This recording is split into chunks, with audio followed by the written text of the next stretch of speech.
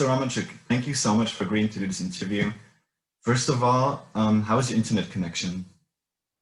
Well, I'm in the office where broadband is fine. Unlike in many other places, internet is not stable, and telecommunication companies emphasize that's not their fault, but it's due to the recommendations and the requirements of the government. So it's internet breaks is a kind of information hybrid way to influence public opinion and organizational capacity of the society. I see. Okay, so you already moved on to another topic. Do you think Lukashenko can stay in power? Excuse me, Lukashenko what? Do you think Lukashenko can stay in power? He can stay in power for some time, but he's a goner. I do not see him as a president of the country for another year and a half or two. So he has zeroed his the trust of the people. He has lost credibility as a leader who can deliver on basic fundamental services of the government. So that's why I do not see him as a leader. Unfortunately, he refused to hold any dialogue with meaningful social groups, and he increased pressure in the society. And in the last month, he made so many rude, big mistakes that broke patience of Belarusian. That's why I do not see him as somebody who can rule the country for like another 5 years. No. I understand. So since you're an economist, I'll move on into that area. Yeah, sure. What role do you think does COVID-19 and its economic impacts play in this situation? First, when you look at the numbers that UN gave us, and the Belarusian government did not publish it directly in Belarus, but passed it to UN, and we see that compared to the average indicators of the last 5 years, death rate was up by 5,500 people in April and June. That could be the cost of the way Belarusian authorities handled COVID-19 crisis. So we did not have any information. Belarusian authorities denied that this virus existed. Lukashenko did not prevent mass gatherings of the people. And that created false security of many people who could have survived. And that's obviously the responsibility of the people. And the way COVID-19 was handled definitely added to the protest mood of Belarusian society, as in March, April, May, June, people didn't get any valid information. There was a bunch of lies around, like we remember in 1986. Well, remember in the 1st of May, for example, Belarusian president ordered all school kids back to school, and about 70% of parents decided not to. So that was the first open revolt against the whim of the authorities. And of course, that eroded trust of even of those who voted for Lukashenko earlier, no doubt about it. And it tested Belarusian healthcare system, which was definitely we saw courageous behavior of doctors and medical workers, but at the same time, the death mortality among them was too high, and it would have been different if the authorities had accepted the reality and did not act as if it did not exist or its danger was minimal. I see. Do the newly instated sanctions by the EU harm Lukashenko's government? Are there any sanctions? I'm surprised. The European Union's position is very weak.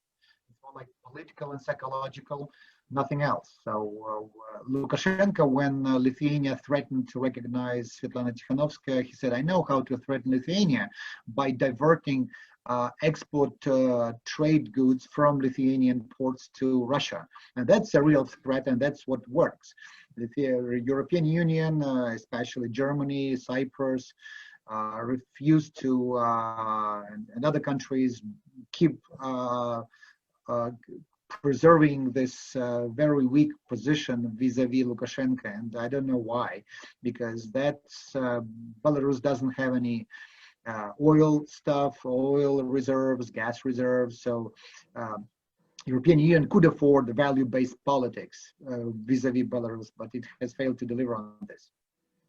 See. So I'm very skeptical of what EU has been doing with the regime, and let's keep in mind that this Minsk dialogue format that European Union chose supported by Germany failed miserably, because for 4 years before 2020, European Union and Germany financed this kind of forum.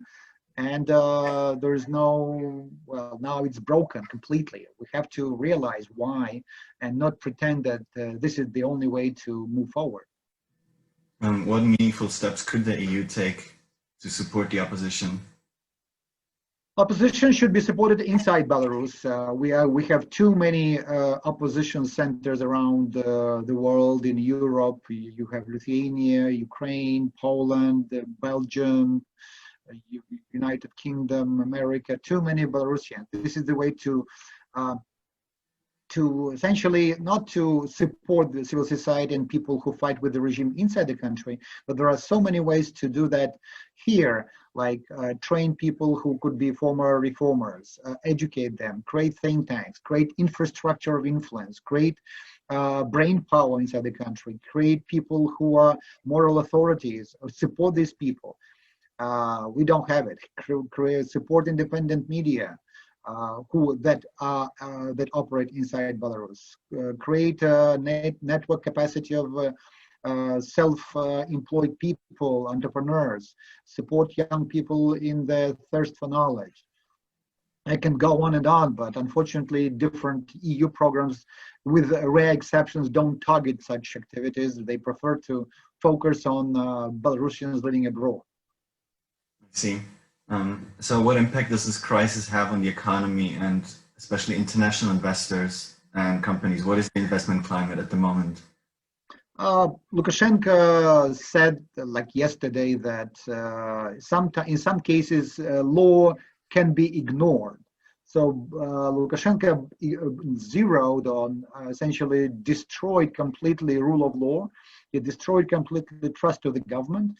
I do not know any serious investor who can invest into these circumstances, excluding those who are like highly speculative, highly relying on nomenclature and force structures. The outflow of intellectual, IT, entrepreneurial capacity is horrendous. So, wait a minute. So I believe that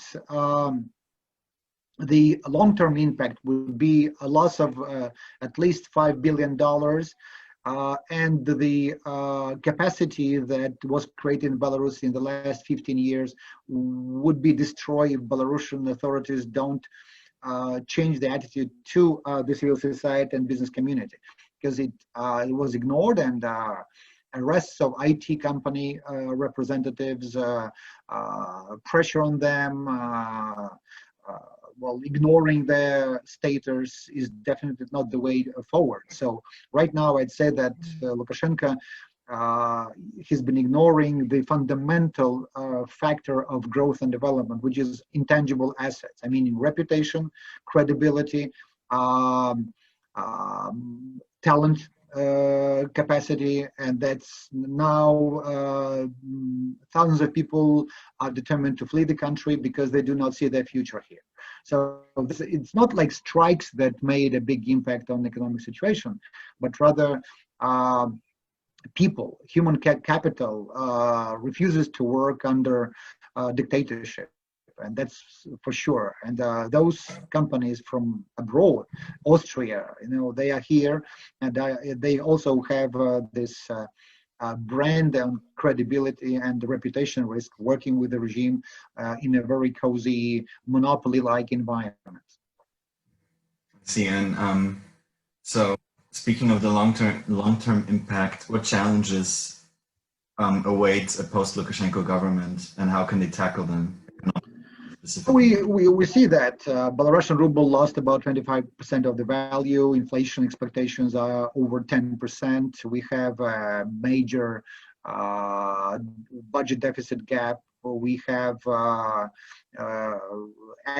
merchandise export fell by over 20%. We see pressure in the banking system, financial system, with a lot of bad assets, toxic assets reaching over 10% of all asset value in state banks. We see the problem of debt arrears. Credibility of the Belarusian ruble is falling. Of course, real wages, the government doesn't have any money to support domestic consumption. And with blocked international market for debt, for credit, well, we have about like for 4-5 months of reserves till major deterioration of the financial situation, both of the real sector economy and of the budget. So it's pretty grim. Belarus is facing a major crisis for the third time in 10 years. That means that this whole model is faulty, and we need not just to change ministers or institutions, we need to overhaul the whole system that stopped delivering after Russia refused to support it financially and with natural resources. See, do you have anything you would like to add? Any final notes, words? Right now, we need intermediation of somebody for like big authority. Austria has been unique in many ways. Its politicians and business people found ways to work in Belarus. Probably Austria is unique in this area, and probably Austrian politicians, businessmen could talk to Lukashenko and his allies, to his partners, and persuade him to start a meaningful dialogue inside the country in order to prevent very bad things from happening. Because right now things are going in the wrong direction with faster and faster speed.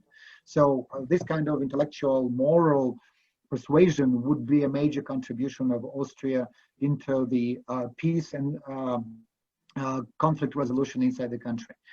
That could be probably the best that Austria can deliver, both as a country and as a member of the European Union. Otherwise, we are facing Russia one-on-one, and in this, as we know, all the nature of Russia, that could be very threatening to the existence of sovereign Belarus. Since you mentioned Russia, do you think outside agitators and aggressors has been one of Lukashenko's favorite talking points? Do you think there's any indication of outside intervention, aggressive or not? That's in his mind, when he openly said that demonstrators are guided by US via satellite communication. That's I've been in Belarusian streets from the very beginning. I do not see any intervention of any foreign powers. That's absolutely peaceful, orderly Belarusian protest against lies, brutality, torture, murders, for free and democratic election. That's pretty simple. It's not geopolitical, it's humanitarian. If you're in European Union countries, it's like when bad things happened in Bosnia, Herzegovina, in all these post-Yugoslavia area, and the European Union reacted accordingly. Right now in the center of Europe, there are a mass abuse of human rights.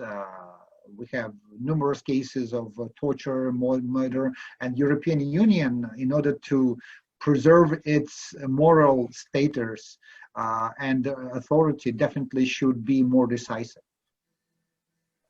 All right. Thank you so much. On that note, take care and stay safe. Yeah. Thank you. All the best. Bye-bye.